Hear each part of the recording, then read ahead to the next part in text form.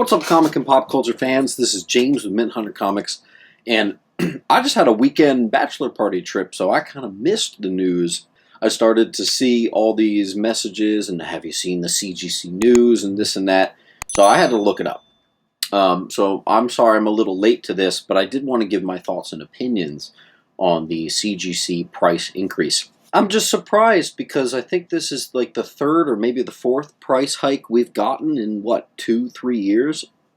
I certainly wasn't expecting it. I don't think a lot of people were.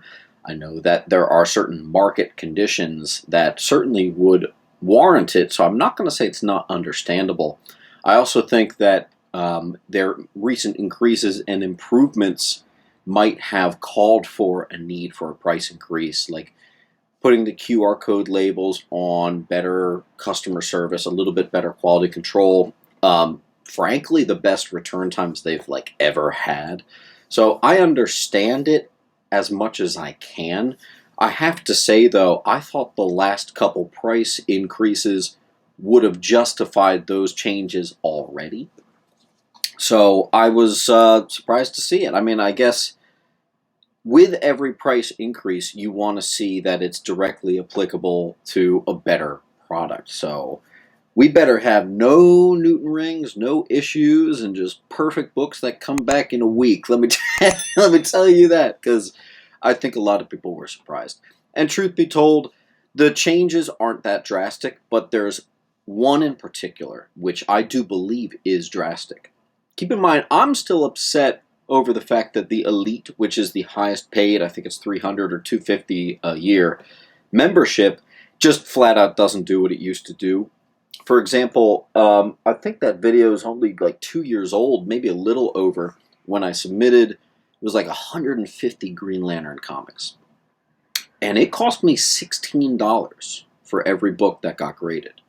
It cost me $5 for every book that was reviewed by CGC and didn't get it. It just didn't make the cut. It wasn't a 9.8. So a lot's changed. That was several price hikes ago, not that long ago, and basically now you're looking at $25 a book. I don't know what that equates to with the Elite membership. Maybe it'll be like $22. These tiny little increments that you keep making to the modern tier, they're not brutal, but I would have thought it unnecessary and a surprise, I think. I think most people are still able to submit their, modern books and not get super hurt over it. But it is there, and it does bother people. A price increase is never a popular thing. But I really wanted to talk about the main issue, which was a couple changes to their, first of all, modern tiers being bumped up to $25. It used to be $24. Economy is now no longer going to be called economy. It's going to be called vintage. That went up just a little bit too. It's $37 now. I think it used to be $35, right? Standard tier used to be $80. They're changing the value. They're changing it to high value. It's now $85, so it's $5 more. Everything's in these little increments, right? Not a big deal. Here's where it gets to that kind of crazy point. The Express tier is discontinued. Anything valued at over $1,000 now is through the walkthrough, or now it's going to be called the unlimited value. Okay, so here's the problem with that. That's actually a pretty big change. Basically, if you've got a book that's $1,000, what's that? Like a 9.2 of ASM 300, the first full Venom. So you've got like $1,000 book. It's not going into a standard tier. It's going into this unlimited value tier where you're going to have to pay $150 to get that book graded. What? That's a big change, man. Taking that away and forcing any book at $1,000 or more to have to be 4% of the FMV or a minimum of $150 is pretty crazy. I think that is really de-incentivizing for anyone who wants to submit fairly big books. That's not little. That's a big deal. That is taking all kinds of books. Like, do I have any $1,000 books on the wall? Not at the minute. All right, but here's an example. I got a Ghost Rider #2. It's valued anywhere from like $800 and $900. The 9.8's like I think it's like 2,000, 3,000 bucks or something. But if this got a 9.8, this would have cost me like $150 to $200. You're telling me? That's pretty brutal, man. That is a noticeable change right there. So I think a lot of people that actually submit the higher end books are going to be hurting on this a little bit more than they have been in the past. The people who submit only moderns, you've got a dollar increase. It's not going to upset you too much. But the people that have these big books, it's going to hurt.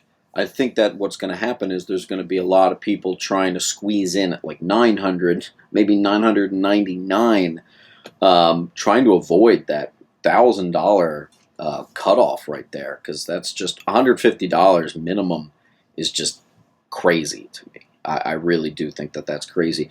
You know what's funny though? That is actually not my. I don't think that that's the worst one. I think the worst change is actually making pre-screening $9 for rejects. So again, I referenced that Green Lantern video or all my submissions in 2020 or earlier. It used to be with the Elite membership, it was $16 a book to get it graded. And if the book wasn't a 9.8, it would come back to you raw and you would only be charged $5. I don't remember what CBCS charged, but I almost didn't even notice it. It was so little when I did my massive CBCS submission. Now it's going to cost you $9 a pop just for them to not even grade it, not slab it. And it has been jumped up to $8, which a lot of people in the submitting community have really not enjoyed. The bump from $5 to $8 did not seem warranted. Why does it have to be $8 just to not grade something like that? Well, now even that is $9. What an awkward price that is. $9 to take a book,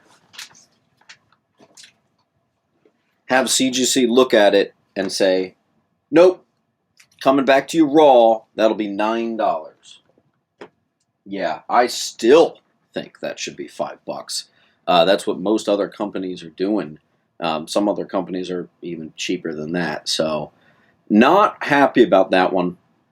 You guys wanted to know my opinion, and I do believe $9 for a reject is not appropriate. I don't think that that should be the right price. I do not think that the $150 minimum for a book at $1,000 value is fair. I think that's brutal, kind of ridiculous. But listen, we act like there's this monopoly that CGC has, and that's not true, right? We know there's other great companies. I've talked about the CBCS so many times on this channel. I recently got to discover EGS for myself, and they got a stamp of approval from me. So you don't have to go with CGC. I know that CGC commands so much of the value.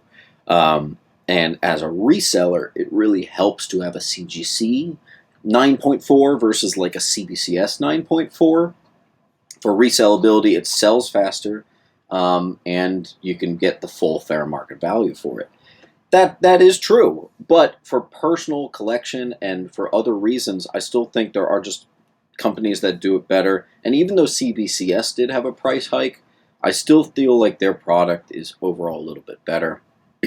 CGC still has the customer service, though. They've got like Amazon levels of customer service. So they've always got that going for you.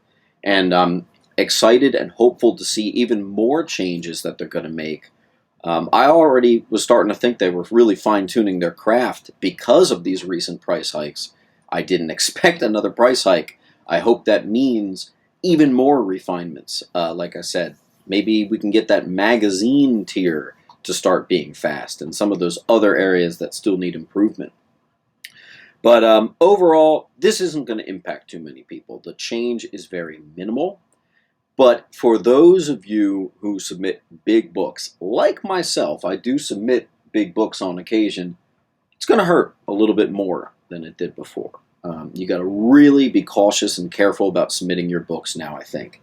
It's already started to become the case where you kind of want to stick to big keys when you submit, and I hate that. It's fun to submit childhood books and books that you just love, but man, for resellability, it's horrible to say, but you got to really stick to big boys, um, and not really waste your time with even good keys that are just low grade. It's a shame.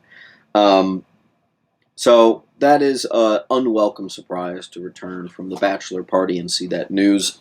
I wasn't expecting another price hike for at least another year or so.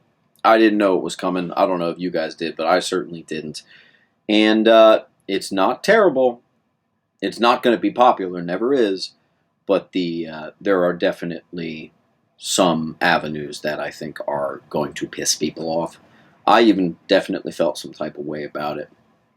I try to keep this very informative, but you asked for my opinion, and that is my opinion, that those of you who submit the big books are not going to like this. And those of you who like doing the moderns, that $9 reject fee, that's not going to be popular. I do not understand that one. I didn't understand the $8 one. You better believe I don't understand it now. So, whatever, it is what it is, right? But you're not stuck. There's other companies. Don't forget about the other companies. I still haven't had much practice with PGX. I've bought books that were already slabbed, but at least I have a stamp of approval for EGS and CBCS. So there's other avenues. If you don't like it, you don't have to go with CGC. There are other great companies. That's the point, basically, right? So I know it's unpopular, but we'll just have to see. It goes into effect on May 2nd. That's when they make the change. So if you want to submit any books in to get the previous price increase, which I already thought was a little unwarranted, you better get your books in now. They have to receive it, I think, by June 1st, but that form has to have been completed when you're submitting your books by May 2nd. So, is what it is. You'll have to let me know what your thoughts on this are in the comments. Obviously, I know this is a little bit of a negative thing, but maybe we can find some silver lining here. I just can't see it. Anyway, I love you all. I will see you on the next video, and keep on hunting.